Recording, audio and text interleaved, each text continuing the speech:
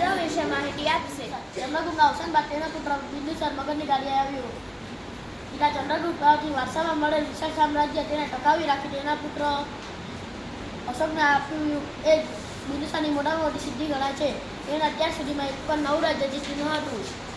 તેણે મગધની ગાદી પર 25 વર્ષ રાજ્ય કર્યું હતું.